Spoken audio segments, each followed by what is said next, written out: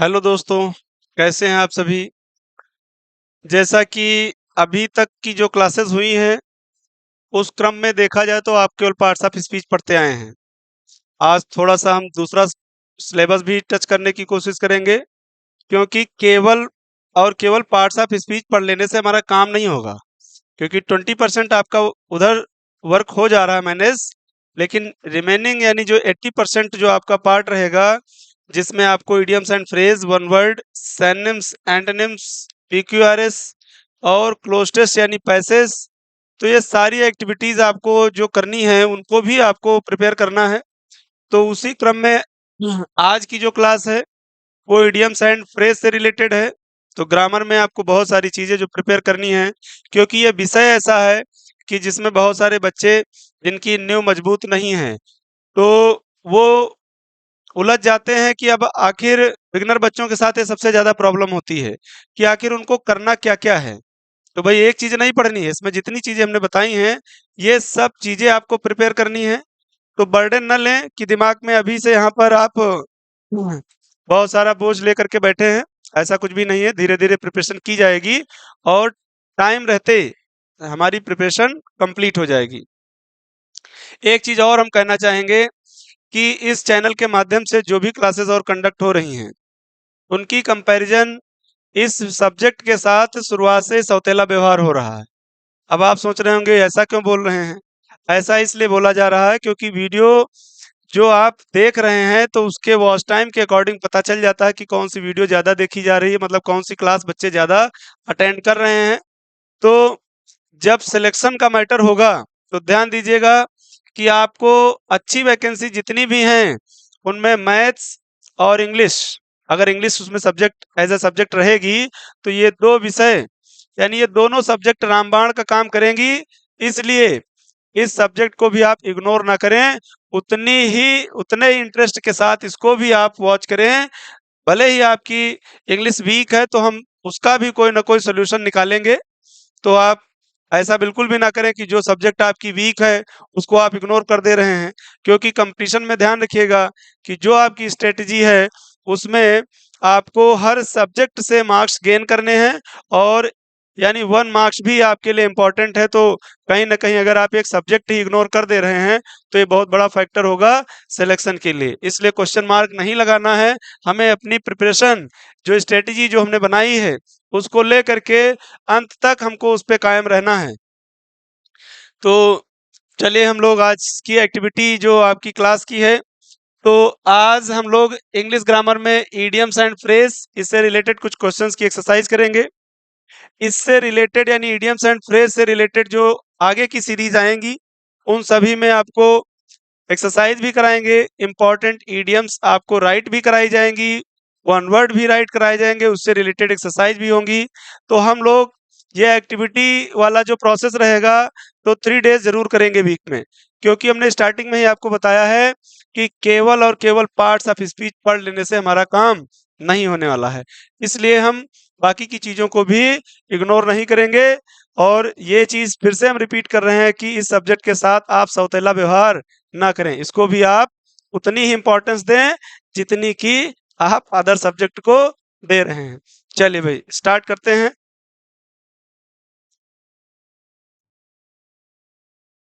Questions क्या दिए हैं, अब इसमें करना क्या, जो बिगनर स्टूडेंट हैं हमारे वो ध्यान दे लें कि आखिर इसमें किया क्या जाएगा। जो बच्चे कोई परीक्षा दे चुके हैं तो उनको तो मेथड पता है कि क्या करना है।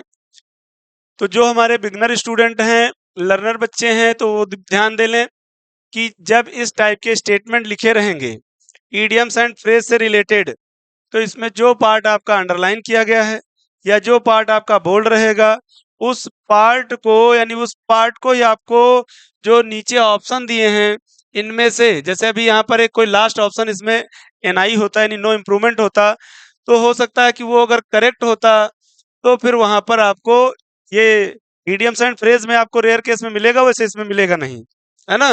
क्योंकि इसमें आपको कुछ ना कुछ उस जगह पे रिप्लेस करना रहता है, क्योंकि इसका को रिलेटेड मीनिंग एक तो सीधा सीधा ट्रांसलेशन दिया रहेगा और दूसरा उससे रिलेटेड को रिलेटेड जो मीनिंग होगा वो आपको वहां पर पुटअप करना है।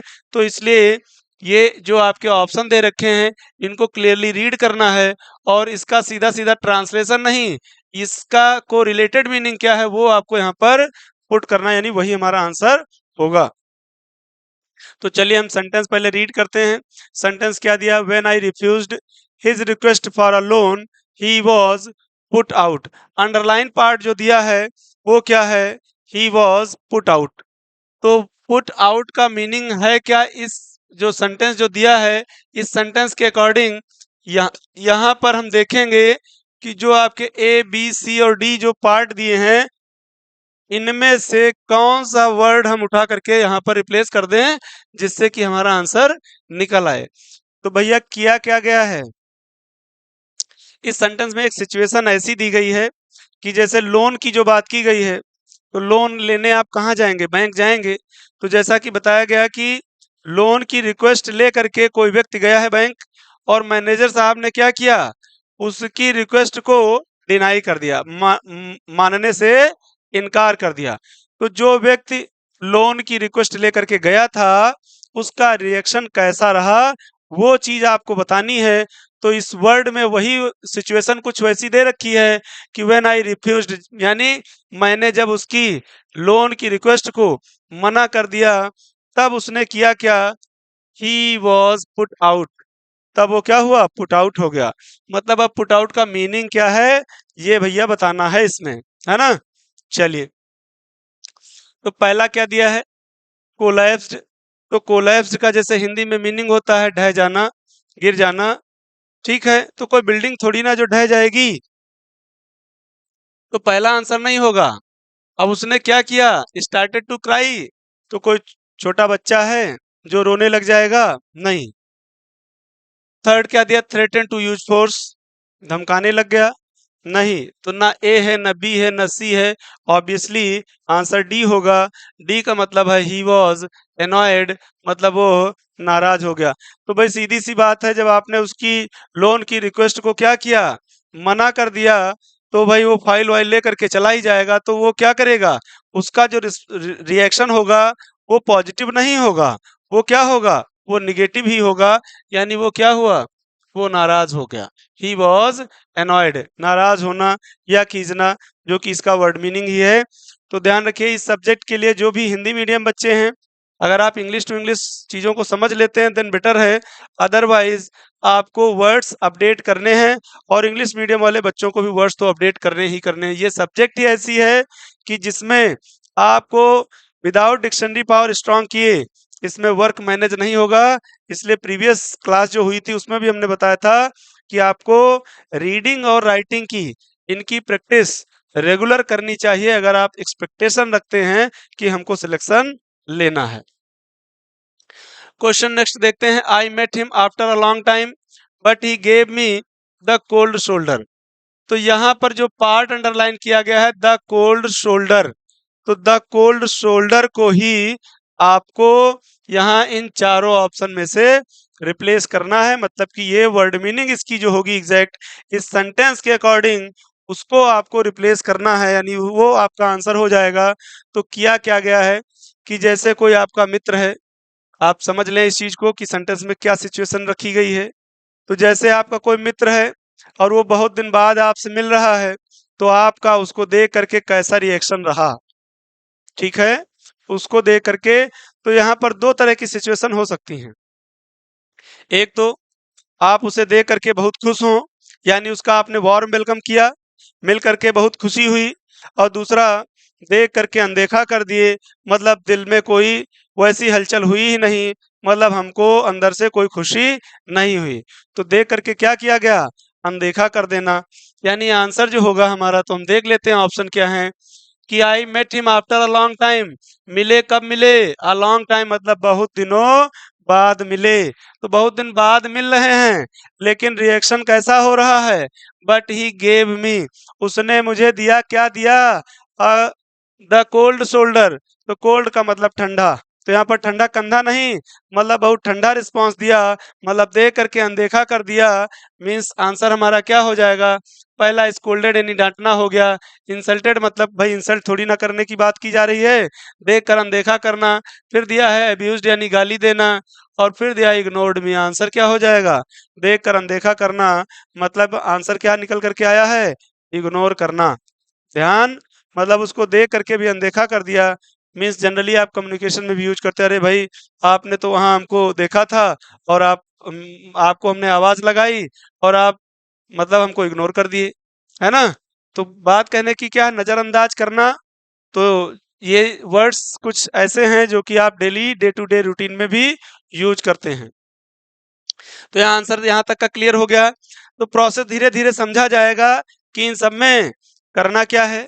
ठीक है, he did me a good turn by recommending for the post of vice principal. एक तो भैया इसमें वाइस प्रिंसिपल की पोस्ट दी जा रही है, इसका रिकमेंड किया जा रहा है इस पोस्ट के लिए। और दूसरी चीज क्या बताई गई है कि ही did me a good turn. तो एक वर्ड यहाँ पर और पॉजिटिव निकल करके आया, गुड टर्न। तो कुछ अच्छा ही किया गया होगा। और वही वैसे भी अगर देखा जाए तो वाइस प्रिंसिपल की पोस्ट का रिकमेंड किया गया है, तो उसने यानी ही ने उसके लिए क्या किया है? A good turn by recommending for the post of vice principal. तो इस पार्ट को, अंडरलाइन पार्ट को हम देख लेते हैं कि ये किससे रिलेटेड हो रहा है। अब बात जो की गई है कि जैसे लोग जॉब करते हैं, तो जॉब करते हैं तो एक टाइम के बाद उनका प्रमोशन होता है। तो प्रमोशन जो होता है, तो यहाँ पर रिकमेंड किया गया है वैसे ही उस सीक्वेंस में, उसी क्रम में कि वाइस प्रिंसिपल बनाने का यानी ऑफर आया है। तो ऑप्शन के अकॉर्डिंग अगर हम देखें तो पहला दिया रिटर्न माई काइंडनेस, तो उसने मेरी काइंडनेस को वापस कर दिया। काइंडनेस का मतलब दयालुता होता है, काइंड। फिर दिया है did an act of kindness, क्या उसने एक दया का काम किया, एक अच्छा काम किया।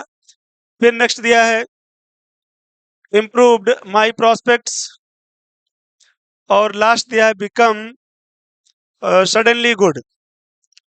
तो अगर देखा जाए ऑप्शन तो हमारा सी ही टैली कर रहा है कि इम्प्रूव्ड माई प्रोस्पेक्ट्स, यानी वाइस प्रिंसिपल की पोस्ट का रिकमेंड करके उसने मेरा क्या इम्प्रूवमेंट किया है? इम्प्रूव माई प्रोस्पेक्ट्स, मतलब मेरा रुतबा बढ़ा दिया है। तो आंसर हमारा क्या हो जाएगा? सी हो जाएगा। दयालुता के काम की बात नहीं हो रही है, मतलब जैसे बोलते हैं ना कि आपके अभी 2 स्टार थे, सिंगल स्टार था, अभी 3 स्टार हो गए, तो धीरे धीरे क्या किया गया? उसकी जो पोस्ट थी उसमें 4 चांद लग गए। मतलब कि हमारा ऑप्शन सी हो जाएगा, he did me a good turn, है ना, by recommending for the post of vice principal. तो आंसर हमारा क्या निकल करके आया? सी। चलिए अब नेक्स्ट क्वेश्चन में, यानी नेक्स्ट स्लाइड में क्वेश्चन क्या दिया, ही रिजाइंड द पोस्ट। तो भैया रिजाइन कर दिया उन्होंने पोस्ट से, किस पोस्ट से? He resigned the post of this own accord.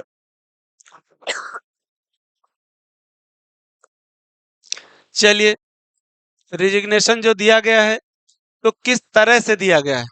जैसे बहुत सारे लोग हैं जॉब कर रहे हैं, तो प्राइवेट सेक्टर में बहुत, अब यहाँ पर सेक्टर की तो बात नहीं हो रही हो, तो आप तो सोच रहे होंगे कि सेक्टर तो ले आए, प्राइवेट है, गवर्नमेंट है, तो ऐसा कुछ डिस्क्रिप्शन नहीं दिया है। लेकिन जो सिचुएशन दी एग्जाम्पल के तौर पे हम समझ लेते हैं कि अगर कोई पोस्ट से अपनी रिजाइन कर रहा है, तो जैसे लोग बीआरएस ले लेते हैं, तो बीआरएस की बात हो गई। और दूसरा हो गया कि कोई जैसे अदर प्राइवेट सेक्टर में होता है कि फोर्सफुली उनको रिजाइन दिला दिया गया। लेकिन यहाँ पर क्या किया गया है? He resigned the post of this own accord.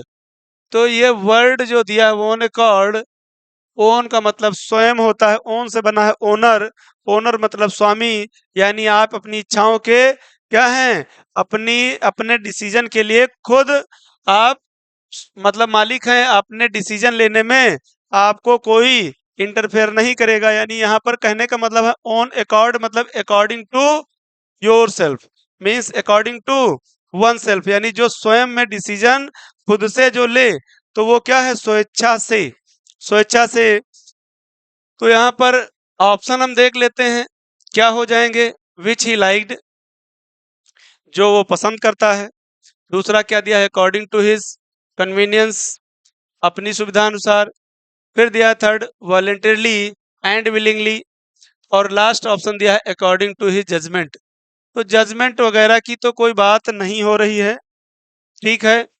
और जो बात हो रही है ओन अकॉर्ड, मतलब अपनी स्वेच्छा से, अपनी इच्छा से, तो इसके लिए जो बात की जा रही है, जो ऑप्शन की अगर हम देखें तो ऑप्शन सी हो जाएगा। आपने सुना होगा जैसे कॉलेज में एनसीसी और एनएसएस सुने होंगे, तो इनके जो काम, जो मतलब जो इनसे जो बच्चे जुड़ते हैं तो उनको कहते हैं वॉलेंटियर, ठीक है। एनसीसी के क्या हैं? वॉलेंटियर्स हैं। तो वॉलेंटियर्स क्या हैं? जिनको कोई किसी भी तरह का मतलब उनको वेतन नहीं दिया जाता, कोई पैसा नहीं दिया जाता है, वो अपनी स्वेच्छा से श्रमदान करते हैं, उस संस्था से मतलब उस डिपार्टमेंट से जुड़े रहते हैं। तो वैसे ही कुछ वर्ड मीनिंग निकल कर के आ रही, वॉलेंटरली एंड विलिंगली। तो विल का मतलब भी इच्छा होता है, विश का मतलब भी इच्छा होता है, डिजायर का मतलब भी इच्छा होता है। तो अपनी स्वेच्छा व इच्छा पूर्वक, यानी आंसर क्या हो जाएगा? वॉलेंटरली एंड विलिंगली हो जाएगा, स्वेच्छा यानी इच्छा अनुसार, ठीक है। तो उन्होंने जो पोस्ट से रिजाइन दिया वो किस कैसे दिया? अपनी स्वेच्छा व इच्छा अनुसार, है ना। इसलिए आंसर क्या हुआ? सी हो गया। नेक्स्ट दिया है द डकैत murdered the man in cold blood. बहुत सारी इस टाइप की इडियम्स आती हैं, जैसे कोल्ड ब्लड हो गया, बैड ब्लड हो गया, ब्लू ब्लड हो गया। तो इस टाइप की इडियम्स का हम डिस्कशन करेंगे आगे। इसमें बैड ब्लड का भी डिस्क्रिप्शन दिया गया है, तो उसको भी हम कवर अप करेंगे। द डकैत मर्डर्ड, भाई वर्ड जो दिया है डकैत, तो चोर डकैत करते क्या है? काम तो वैसे खुराफात वाले करते हैं, है ना। भाई चोर डकैत क्या करते हैं? खुराफात वाले ही काम करते हैं, तो कुछ अच्छा तो करेंगे नहीं ये। तो इन्होंने क्या किया भैया? मर्डर कर दिया है। कैसे मर्डर किया है? In cold blood. तो ऑप्शन दिए हैं कोल्डली, बोल्डली। तो बोल्ड यानी बहादुरी पूर्वक। तो बात इस टाइप की तो कुछ नहीं हो रही है। अब देखिए कंफ्यूज करने के लिए एक ऑप्शन दे रखा है कोल्डली, है ना। फिर दिया है रूथेसली, और लास्ट दिया है अननोविंगली। तो जो मारने का तरीका है इन लोगों का, वो भी एक अलग ही होता है। अलग कैसा होता है कि जैसे ऑप्शन दिया रूथेसली, तो बहुत ही निर्दयता पूर्वक। आंसर क्या हो जाएगा? सी हो जाएगा।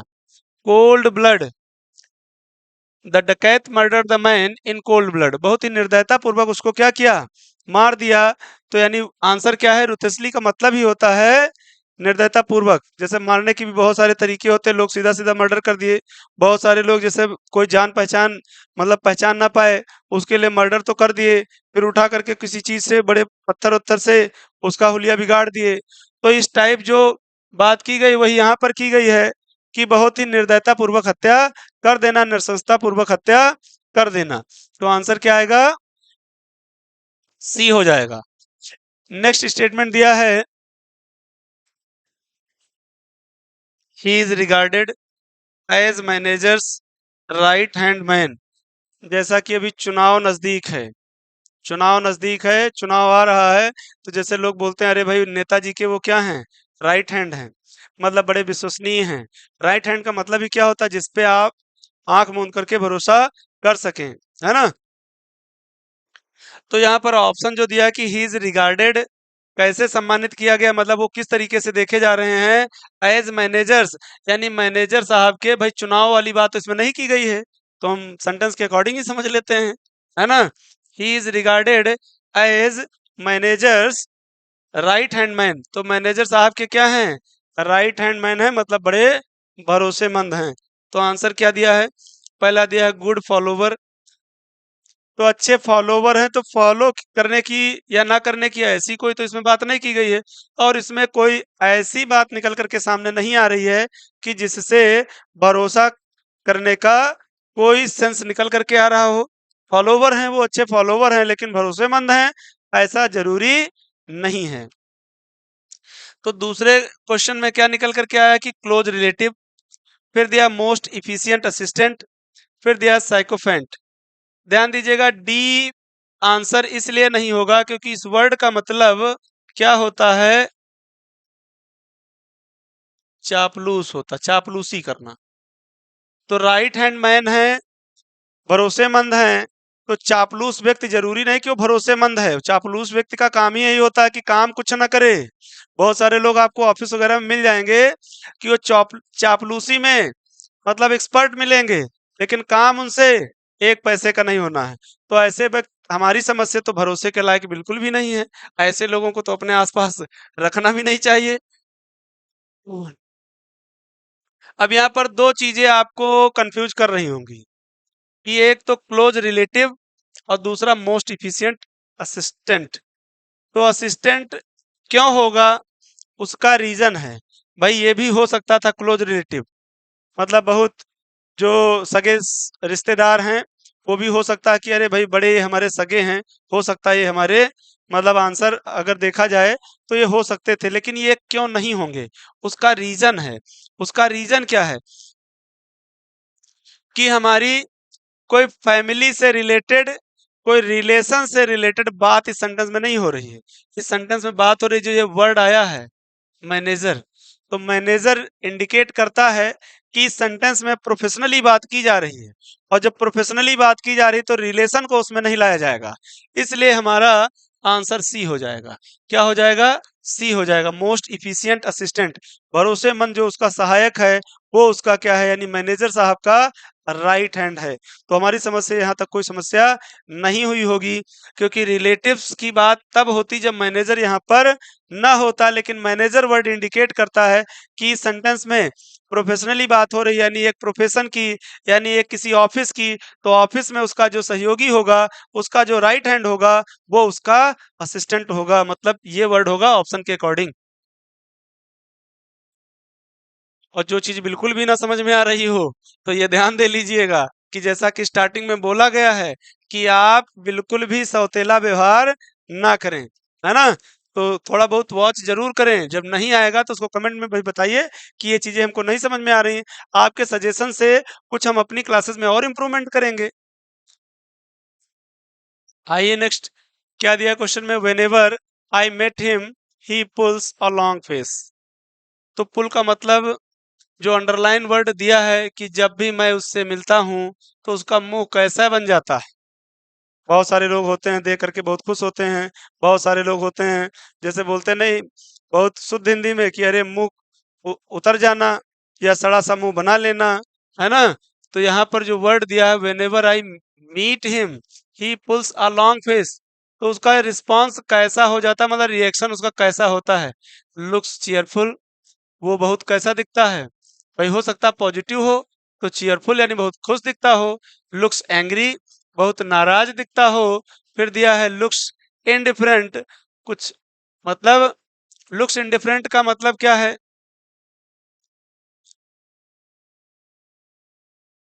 यहाँ पर जो लुक्स इनडिफरेंट की बात की जा रही है, मतलब कि जैसा नॉर्मल व्यक्ति बिहेव करता है वैसा वो नहीं दिखता है ना। लुक्स इनडिफरेंट हो जाएगा। और लुक्स ग्लूमी, तो वर्ड ग्लूम से बना है ग्लूमी, तो ग्लूमी भी निगेटिव वर्ड है। कि जैसे बोलते हैं कि अरे सुबह हुई, अभी 12 बजे हैं आपके चेहरे पे, मतलब मुंह लटका हुआ है। तो ग्लूमी का मतलब अनक्लियर होता है, मीन्स धुंधला होता है, अस्पष्ट होता है। तो यहाँ पर जो सेंटेंस की जो बात की जा रही है कि उसका मुंह कैसा बन जाता है, तो उसका मुंह कैसा बन जाता है, whenever I meet him he pulls a long face. अगर पॉजिटिव बात हो रही है तो चेयरफुल हो जाएगा। अगर, और बाकी ये आंसर, ये सेंटेंस इंडिकेट नहीं कर रहा कि वो नाराज है ना। तो उसका चेहरा कैसा है, जब भी मैं उसको देखता हूं उसका हमेशा चेहरा उतरा ही रहता है, मतलब मुंह क्या है, ऐसे मुंह बनाए बैठा ही रहता है, तो उदास बैठा रहता है। मीन्स क्या हो जाएगा, आंसर डी हो जाएगा। ठीक है, नाराज होने की कोई बात निकल करके नहीं आ रही है, इसलिए आंसर बी ना होकर के आंसर क्या हो जाएगा, डी हो जाएगा। इन चीजों को जब भी आप सॉल्व करें तो उसका सीधा सीधा ट्रांसलेशन मीनिंग नहीं लेना है, उससे कोरिलेट जो वर्ड मीनिंग आ रहा है वो लेना है, ध्यान रखिएगा। Let's listen to him, let's listen to him he seems to be having something up his sleeves. Sleeves समझ रहे हैं, ठीक है ना। Let's listen to him. He seems to be, seems appears, इनका मतलब क्या, प्रतीत होना। प्रतीत होना क्या होता है, प्रतीत होना। तो कैसा प्रतीत हो रहा, कैसा लग रहा है, समथिंग अप हिज स्लीव्स, कि वो अपनी स्लीव में कुछ छिपाए है, मतलब कुछ सीक्रेट है, मतलब कुछ रहस्य है। तो उसकी जो बात हो रही है, तो आंसर सीधा सीधा निकल करके आया। जब भी हम उसको सुनते हैं, उसको देखते हैं, तो ऐसा लगता है कि वो अपने पास, मतलब उसकी बातों में कुछ रहस्य है, मतलब वो कुछ छिपाए है। तो सीधा सीधा आंसर अगर देखा जाए तो पहला ही हो जाएगा, a secret plan, something important, a grand idea, a profitable plan. तो रहस्य की बात हो रही है तो आंसर यही हो जाएगा, यानी ऑप्शन ए ही हो जाएगा, क्योंकि समथिंग इंपॉर्टेंट, कुछ महत्वपूर्ण, या ग्रैंड आइडिया की, या प्रॉफिटेबल प्लान की कोई बात नहीं हो रही। तो ये तो बड़ा इजी था, आंसर ए ही हो जाएगा। नेक्स्ट क्वेश्चन में, क्वेश्चन नंबर 9 में, we should give a wide berth to bad characters. देखिए, जो सेंटेंस का जो अंडरलाइन पार्ट है, इसके अलावा बाकी का जो पोर्शन है वही क्लियर करता है कि इस वर्ड की वर्ड मीनिंग क्या होगी। तो वर्ड मीनिंग इसकी क्या होगी, ऑप्शन तो हम बाद में पढ़ेंगे, पहले इधर भी देख लेते हैं कि टू बैड कैरेक्टर्स। तो बैड कैरेक्टर्स का मतलब क्या है, जो बुरे व्यक्ति हैं, अश्लील व्यक्ति हैं, उनसे हमको क्या करना चाहिए, दिया है गिव अ वाइड बर्थ। तो बर्थ, जैसे आपने वर्ड्स ऑफन कंफ्यूज्ड में पढ़ा होगा कि एक तो बर्थ हो गया BIRTH, बर्थ, उसका भी प्रोनाउंसिएशन जो कि साउंड चैप्टर में आपने पढ़ा है, जैसे बाई और बाई, टू और टू, सन और सन, वैसे ही बर्थ और बर्थ। तो ये सभी आप पढ़ेंगे उस चैप्टर में, जो एग्जाम्पल दिए गए हैं उसको फिर से आप देखिएगा। इस टाइप के बहुत सारे वर्ड बनते हैं। तो इस बर्थ की जो स्पेलिंग दी है वो ध्यान दीजिएगा कि वो जन्म देना नहीं है। ये कौन सी बर्थ है, जैसे आपने टिकट रिजर्वेशन के लिए आप जब अप्लाई करते हैं तो उसमें ऑप्शन आता है, अपर बर्थ, लोअर, मिडिल, अपर, है ना। तो इस टाइप ऑप्शन आते हैं। तो ये बर्थ रिलेटेड उसी से है, जैसे we should give a wide berth to bad characters, तो ये जन्म लेने वाला बर्थ स्पेलिंग नहीं है ना। और वाइड का मतलब क्या है, दूरी बनाए रखना, किससे, बैड कैरेक्टर्स, यानी बुरे लोगों से हमें दूरी बना करके रखना चाहिए। क्या देना चाहिए, गिव अ वाइड बर्थ, ठीक है। जैसे आपने पढ़ा होगा इंटरनेट में www वर्ल्ड वाइड वेब, तो वैसे यहाँ पर वाइड बर्थ का मतलब है दूरी बनाकर रखना।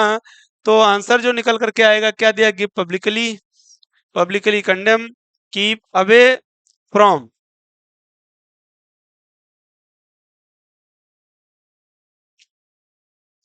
चलिए, स्पेलिंग यहाँ पर टाइपिंग मिस्टेक है, बी और सी दोनों लिखे गए हैं, ऑप्शन सी हो जाएगा। क्यों, क्योंकि दूरी बनाए रखना, है ना। बहुत सारी व्हीकल्स पे देखिए लिखा रहता है, दूरी, कृपया दूरी बनाए रखें, है ना, एक्सीडेंट वगैरह ना होने पाए। तो यहाँ पर जो एक्सीडेंट की तो बात नहीं हो रही है, बुरे या अश्लील व्यक्तियों से हमको क्या करना चाहिए, दूरी बनाकर रखनी चाहिए, ऐसी बात हो रही है। तो उसके अकॉर्डिंग हमारा आंसर सी हो जाएगा। Next slide. He is easily deceived by a man with an oily tongue. ध्यान दीजिए कि वो डिसीव्ड जो वर्ड दिया है, डिसीव्ड वर्ड का मतलब क्या है, इस वर्ड का मतलब क्या है, धोखा होता है। क्या होता है, धोखा देना। क्या होता है, धोखा होता है। तो वो आसानी से धोखा खा जाता है, किससे, by a man with an oily tongue. तो इस वर्ड को ही आपको सेंटेंस इंप्रूव करना है, मतलब कि इसकी जगह क्या आपका जो आंसर निकल करके आता है वही राइट आंसर हो जाएगा, कि स्वीट वर्ड्स, मीठे शब्दों से, क्लेवर वर्ड्स, चालाकी भरे शब्दों से, फिर दिया है एंगलिंग वर्ड्स, और लास्ट दिया है फ्लर्टिंग वर्ड्स। तो आपने सुना होगा फ्लर्ट, बोलते नहीं कि फ्लर्ट, तो फ्लर्ट का मतलब चापलूसी करना, मतलब चिकनी चुपड़ी बातें करना। मीन्स आंसर हमारा डी ही हो जाएगा, फ्लर्टिंग वर्ड्स, है ना। क्योंकि वो आसानी से धोखा खा जाता है किससे? फ्लैटरिंग वर्ड्स मतलब चिकनी चुपड़ी बात करने वाले लोगों से या उस टाइप के शब्दों से, यानी बाई या मैन, तो लोगों से बात हो रही है, लोगों की बात हो रही है, तो ऐसे लोगों से वो धोखा खा जाता है। जैसे देखते हैं आज के टाइम में बहुत सारे लोग ऑनलाइन फ्रॉड भी करते हैं। ऑनलाइन मतलब जैसे साइबर ठगी का ही ले लीजिए, तो लोग कॉल कर करके, बहुत सारे लोग हैं जो लोगों को फंसा लेते हैं, मासूम लोगों को। तो वो अपने मतलब इस टाइप की कन्विंस करने की कोशिश करते हैं कि लोग उनके झांसे में आ जाते हैं और उन पे भरोसा कर लेते हैं और उसी में वो धोखा खा जाते हैं। और लोग जैसे ऑफलाइन जाते हैं लोग प्रोडक्ट बेचने, तो उस प्रोडक्ट की से रिलेटेड इतनी क्वालिटी बता देते हैं कि कुछ लोग ऐसे भी रहते हैं कि उनके झांसे में आ जाते हैं और वो प्रोडक्ट ले लेते हैं। फिर बाद में पता चलता है कि था उसमें कुछ और ही और दे दिया कुछ और ही, है ना? तो इस टाइप लोगों के टाइम देखते हैं, आए टाइम धोखा होता है, तो कैसे लोग उनको अपनी बातों में फंसा लेते हैं, मतलब फ्लैटरिंग वर्ड्स ही हो जाएगा। नेक्स्ट दिया है, we shall be formidable if we stand by one another. तो हम बहुत अधिक शक्तिशाली हो सकते हैं, मजबूत हो सकते हैं, अगर हम एक दूसरे के लिए खड़े हो सकें। स्टैंड बाय का मतलब एक दूसरे का सहयोग कर सकें, तो सहयोग की इंग्लिश सपोर्ट होती है, यानी आंसर हमारा क्या हो जाएगा? सपोर्ट ही हो जाएगा। अपोज का मतलब तो भैया विरोधी होता है, तो हम मजबूत कैसे होंगे? अगर दूसरे एक दूसरे के खिलाफ अगर हम हो गए तो मजबूती की तो बात होगी ही नहीं, तो आंसर डी बी थोड़ी ना होगा, है ना? इनकरेज और अंडरस्टैंड, अंडरस्टैंड का तो फिलहाल इससे कोई लेना देना नहीं है, ओपन ये तो बाहर ही है, और इनकरेज और अपोज ये दोनों ही निगेटिव ही हैं, तो ये दोनों भी आंसर नहीं है। किसी को हतोत्साहित करने से काम थोड़ी ना होगा।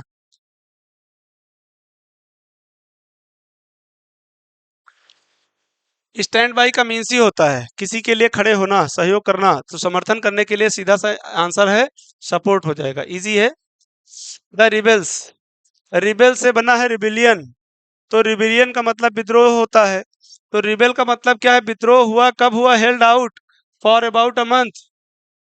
अब आपको आंसर फाइंड आउट करना है केवल किसका? जो वर्ड मीनिंग दिया गया है, यानी इस अंडरलाइन पार्ट को, कलर्ड पार्ट को ही आपको समझना है कि हेल्ड आउट का मतलब इस सेंटेंस के अकॉर्डिंग क्या होगा। तो 1 महीने पहले ही क्या किया गया है? विद्रोह को कुचल दिया गया है, दबा दिया गया है, मतलब वेटेड, इंतजार किया गया है, रिट्रीट किया गया है, या बार्गेन किया गया है। भाई कोई सामान है जिसके साथ बार्गेनिंग होगी, है ना? तो आंसर निकल करके क्या आता है? रेसिस्ट हो जाएगा, दबा देना या कुचल देना, है ना? चलिए, नेक्स्ट दिया है, आई हैव बीन बिट्रेड।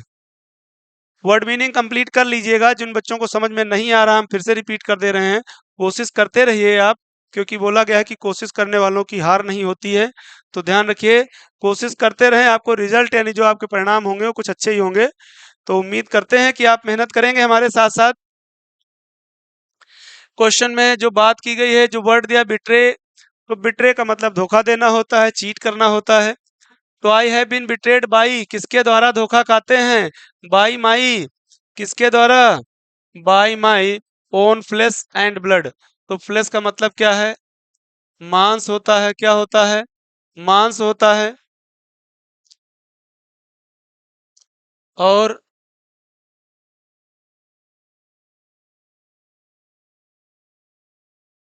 मांस होता है, और ब्लड का मतलब तो समझ ही रहे हैं, खून हो गया। तो मैं धोखा खाता हूँ, किसके द्वारा धोखा खाता हूँ?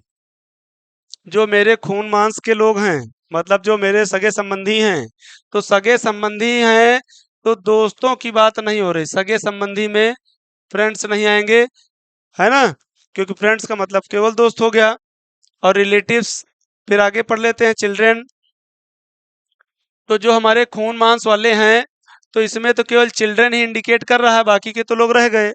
चिल्ड्रन का मतलब बच्चे, तो क्या केवल बच्चे ही खून मांस के हैं और कोई नहीं है? और एक्वांटेंस का मतलब जो हमारे चित परिचित हैं, तो उसमें आपके खून मांस के हैं या नहीं है, ऐसा कुछ क्लियर नहीं हो पा रहा है ना? तो आंसर हमारा क्या हो जाएगा?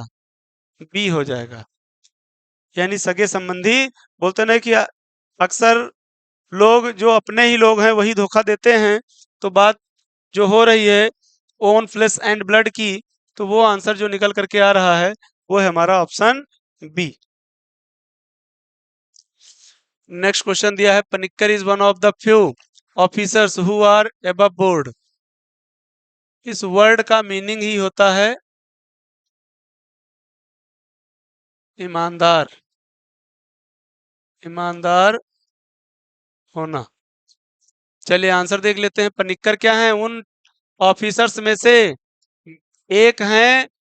कौन, किस टाइप के?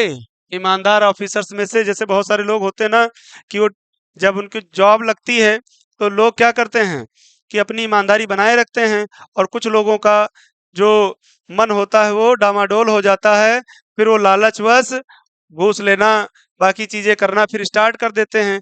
लेकिन बताया गया है जो इसमें कि वो क्या हैं, वो ईमानदार हैं। यानी Panicker is one of the few officers, उन गिने चुने लोगों में से, चंद लोगों में से एक हैं। तो किस टाइप के लोगों में से? ईमानदार लोगों में से। तो फ्रेंडली से ईमानदारी की बात नहीं हो रही है। Above to face to difficulties, कोई मुसीबत, किसी मुसीबत का सामना करना, इस टाइप की कोई कंडीशन इस सेंटेंस से निकल करके नहीं आ रही है। और कठिन परिश्रम करते हैं, ऐसा भी कुछ नहीं किया जा रहा है। ईमानदारी की इंग्लिश हार्ड वर्किंग नहीं होती है, ईमानदारी की इंग्लिश ऑनेस्ट होती है। तो सेंटेंस का जो कॉन्सेप्ट है उस कॉन्सेप्ट को कोरिलेट करना है। यानी above board is related to honest. Honest मतलब ईमानदार होना। The teacher warned the student, जैसा कि हमने भी आपको आज वार्निंग दी ही है, तो सेंटेंस में भी वार्निंग वाली बात की गई है ना। The teacher warned the student, भैया क्या बताया गया है? Once and for all that no mischief shall be tolerated in the class, मतलब क्लास में कोई शरारत बर्दाश्त नहीं की जाएगी। तो ये चीज आप एक बार में हमेशा के लिए समझ लें। तो कुछ टीचर ऐसे भी होते हैं जो बहुत मतलब स्ट्रिक्ट टाइप के होते हैं कि एक बार बता दिए जो, तो फिर वो उनके वर्ड्स वही रूल हो गए, मतलब वही नियम हो गए। और अगर उनके अगेंस्ट कुछ हुआ तो फिर खैर नहीं है ना। सोच रहे होंगे इनडायरेक्टली धमकी ही दे रहे हैं कि अब वीडियो हमारा देखा जाए, ऐसा कुछ है नहीं भाई। आपके भी काम की चीज है तो आप बिल्कुल देखेंगे, है ना। अभी तो हम सेंटेंस की बात कर रहे हैं। तो सेंटेंस में क्या बताया गया है कि द टीचर वार्न, भाई टीचर ने वार्निंग दी है। किसको दी है? बच्चों को दी है ना। Warn the students once and for all.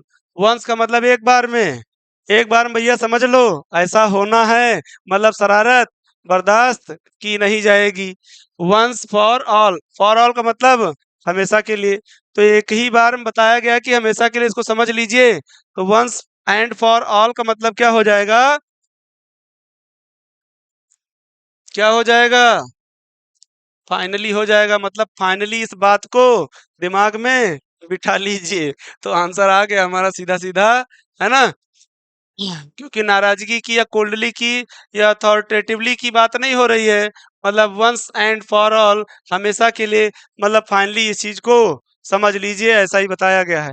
तो फाइनली हम लोग भी समझ लेते हैं कि हमारा आंसर फाइनली है, यानी ऑप्शन बी है। चले नेक्स्ट क्वेश्चन में, their attitude towards each other only tended to create bad blood. अभी देखिए उधर स्टार्टिंग में आपने वर्ड, इससे रिलेटेड हमने बात की थी। अब फिर से जैसे वर्ड यहाँ रिपीट हुआ है कि their attitude towards each other only tended. टेंडेंट का मतलब टेंडेंसी होता है, मतलब प्रवृत्ति होता है। जिन बच्चों को वर्ड मीनिंग नहीं आ रही वर्ड मीनिंग वो तैयार करते रहे, बाकी तो हम बताते चल रहे हैं, है ना। तो जरूरी नहीं कि यही सारे वर्ड्स आपको मिलेंगे, और बाकी भी आप अपनी तरफ से भी तैयारी करते रहें। तो उनका बिहेवियर कैसा है, यानी देयर एटीट्यूड टूवर्ड्स, एक दूसरे के प्रति कैसा है। ओनली टेंडेड टू क्रिएट, ये क्रिएट करता है, मतलब क्या उत्पन्न करता है? Bad blood between the brothers. Answer क्या हो जाएगा भाई? कुछ अच्छी बात नहीं की जा रही है, इसमें बैड वर्ड निगेटिव है। क्या है? निगेटिव है, ये समझ में आ गया। आपको वर्ड मीनिंग नहीं आ रही है तो थोड़ी देर के लिए उसको हम साइड कर देते हैं कि बैड का मतलब अच्छा नहीं होता, बुरा होता है। तो बैड ब्लड के अकॉर्डिंग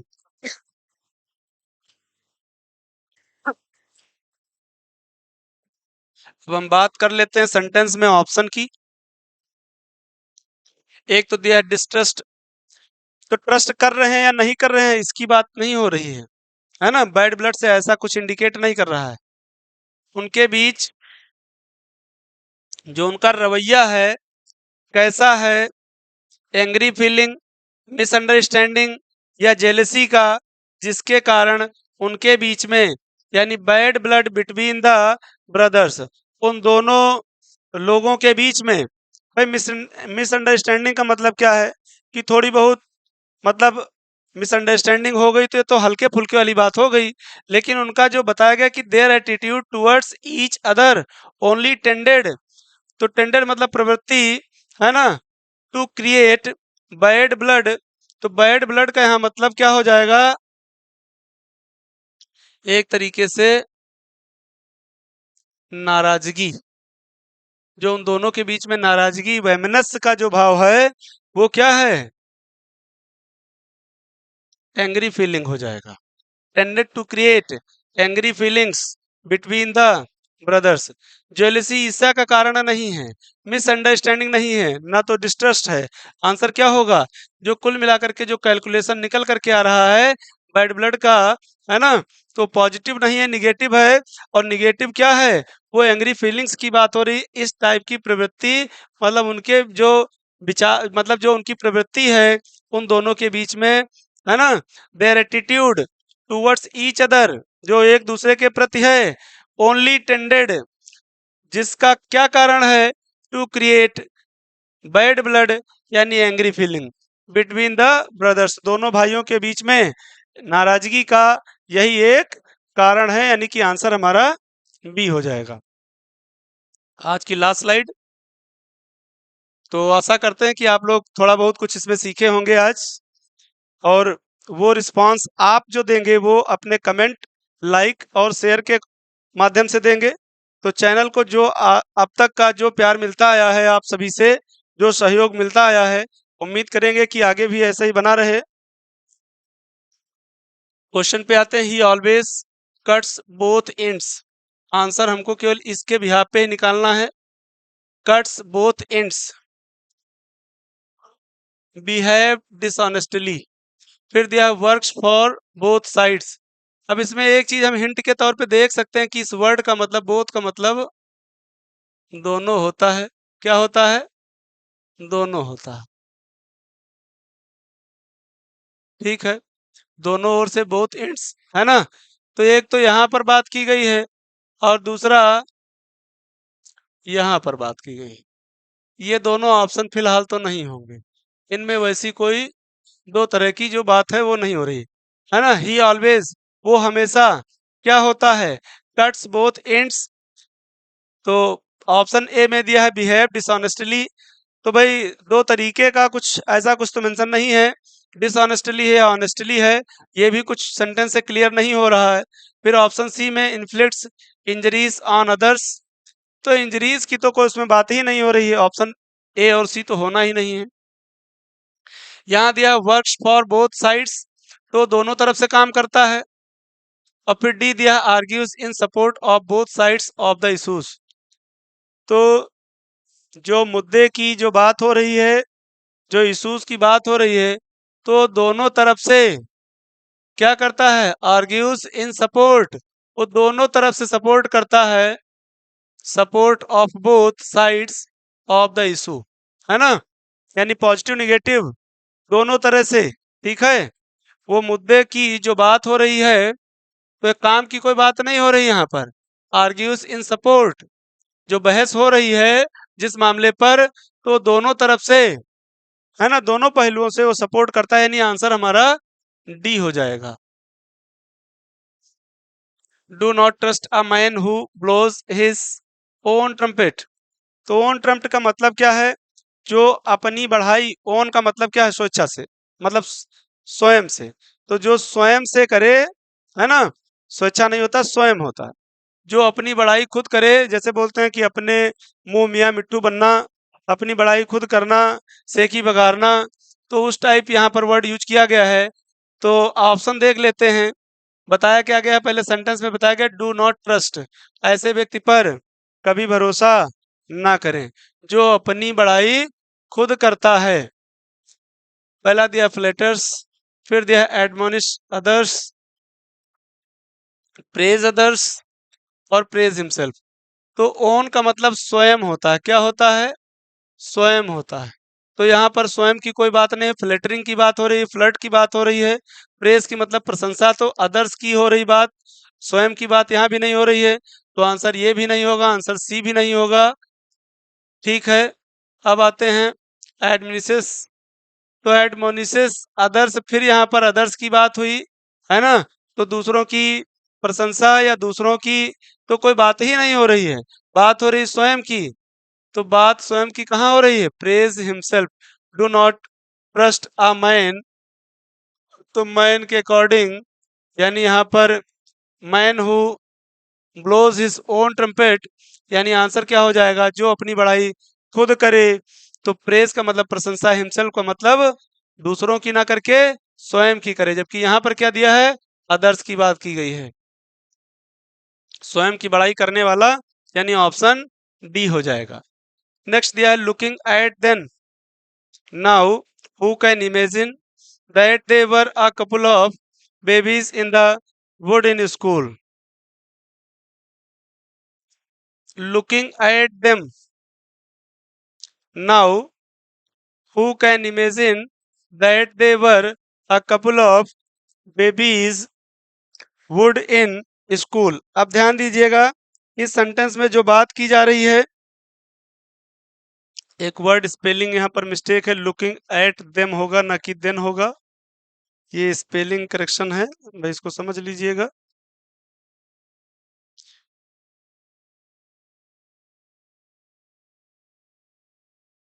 क्या है? देम है, लुकिंग एट देम।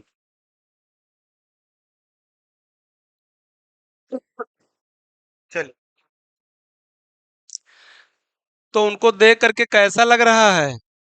इमेजिन की जा रही है that they were a couple of babies in the would in school. एक वर्ड आया यहाँ पर स्कूल, और स्कूल के साथ साथ क्या दिया है? Babies in the wood. तो वो जो बात हो रही है उनके बचपन की, जो बचपन में जब उन्होंने स्कूल में जो सीखा, तो उस स्कूल से रिलेटेड जो बात हो रही है। अब हम ऑप्शन देख ले रहे हैं कि children are babies in the forest. अब सीधा सीधा इसका ट्रांसलेशन देखो कर दिया कि बच्चे जंगल में। ये आंसर बिल्कुल नहीं होगा। बेबीज मेड ऑफ वुड, बच्चे जंगल से बने हैं, है ना। देखो कुछ का मतलब अर्थ का अनर्थ कर दिया। ठीक है, तो ऑप्शन बी भी नहीं होगा। अब ऑप्शन आते हैं सी पे कि बेबीज लॉस्ट, खो गए भैया, कहाँ? इन द वुड, जंगल में बच्चे खो गए। नहीं, इनोसेंट एंड इनएक्सपीरियंस्ड पीपल। अब ध्यान दीजिए इसमें क्या हो सकता है भाई, ऑप्शन यही बचता है।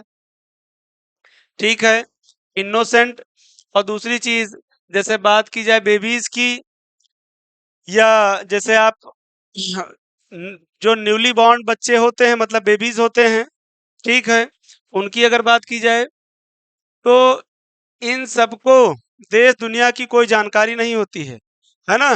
तो ये बहुत क्या होते हैं? बहुत ही भोले भाले होते हैं। तो अगर हम कॉन्सेप्ट ले रहे हैं उसके अकॉर्डिंग, तो आंसर हमारा डी ही हो जा रहा है, क्योंकि बाकी चीजें कुछ भी मैटर नहीं करती हैं। और जो भोले भाले हैं, एंड इन एक्सपीरियंस्ड पीपल, और जिनको देश दुनिया की कोई जानकारी नहीं है। जैसे आप वन वर्ड में भी एक वर्ड आता है ना, तो वो वर्ड्स भी आप अपडेट करते रहिएगा, क्योंकि वर्ड मीनिंग जैसे murder of father, murder of mother, murder of brother, इस टाइप पूछे जाते हैं। तो murder of a newly born baby, है ना, तो वहां पर आपसे पूछा जाएगा क्वेश्चन। तो इस टाइप वन वर्ड में भी आप प्रिपेयर करते रहें, तो बहुत सारे वर्ड हैं जो कि आपको इडियम्स एंड फ्रेज से भी मिल जाएंगे। I can not put up with the नेस्टी fellow, यहाँ पर एक वर्ड दिया है नेस्टी। नेस्टी का मतलब होता है बुरा या अश्लील, ठीक है, या गंदा व्यक्ति, है ना, बुरा या अश्लील होता है।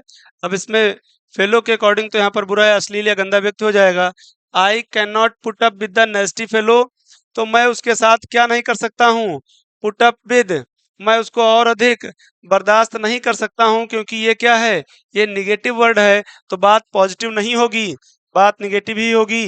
जैसे आपका बिहेवियर बहुत अच्छा है और आप और उस टाइप के यानी निगेटिव लोगों को आप बिल्कुल भी बर्दाश्त नहीं कर सकते हैं, तो वही चीज यहाँ पर कही गई है कि I can not put up with the नेस्टी fellow. तो ऑप्शन क्या दिया, प्रेस, जो कि पॉजिटिव वर्ड है। प्रेस क्या है, पॉजिटिव वर्ड है। फॉरगिव क्या है, भुला देना। इंड्योर, एप्रिसिएट, तो एप्रिसिएट भी पॉजिटिव वर्ड है, ये भी नहीं होगा आंसर, है ना। प्रेज भी पॉजिटिव वर्ड है, ये भी आंसर नहीं होगा। और फॉरगिव का मतलब भुलाना, भुलाने की बात थोड़ी ना हो रही है। आई कैन नॉट, मैं उनको बिल्कुल भी बर्दाश्त नहीं कर सकता हूँ। इंड्योर का मतलब सहना या बर्दाश्त करना, है ना, या झेलना। तो मैं बुरे या अश्लील लोगों को बिल्कुल भी झेल नहीं सकता हूँ, बर्दाश्त नहीं कर सकता हूँ। तो जो बात इस सेंटेंस में हो रही है उसके अकॉर्डिंग हमारा आंसर सी हो जाएगा। क्या हो जाएगा, सी हो जाएगा। बुरे या गंदे अश्लील व्यक्तियों को झेलने की यानी बर्दाश्त करने की। तो आशा करते हैं हम कि आज की वीडियो आपको बहुत अच्छी लगी होगी और आपने कुछ नया सीखा। तो इस चीज का हमें कैसे मतलब भरोसा होगा कि आपने कुछ अच्छा सीखा है, कुछ आपके माइंड में कुछ चीजें इस चैनल के माध्यम से कुछ मैसेज गए हैं, तो उनका यानी उनकी जानकारी हमें तभी हो पाएगी जैसा आप रिस्पांस देंगे। तो उम्मीद करते हैं कि आप रिस्पांस जो देते आए हैं वही कंटिन्यू नहीं करेंगे, मतलब सौतेला व्यवहार नहीं करेंगे, तो वॉच टाइम भी इंक्रीज होगा। क्योंकि जब आप देखेंगे वीडियो तो ये चीजें यानी मैसेज हम हमारे तक पहुंच जाएगा, बिल्कुल पहुंचेगा। तो लास्ट में हम यही कहना चाहेंगे कि आप जितना टीम हमारी सपोर्ट कर रही है उतना ही आप भी कोऑपरेट करें और चैनल को ज़्यादा से ज़्यादा बच्चों तक शेयर, लाइक और कमेंट के माध्यम से इसका जितना ज़्यादा प्रचार प्रसार कर सकें उतना करने की इस छोटी सी मुहिम में आप भी साथ दें। धन्यवाद।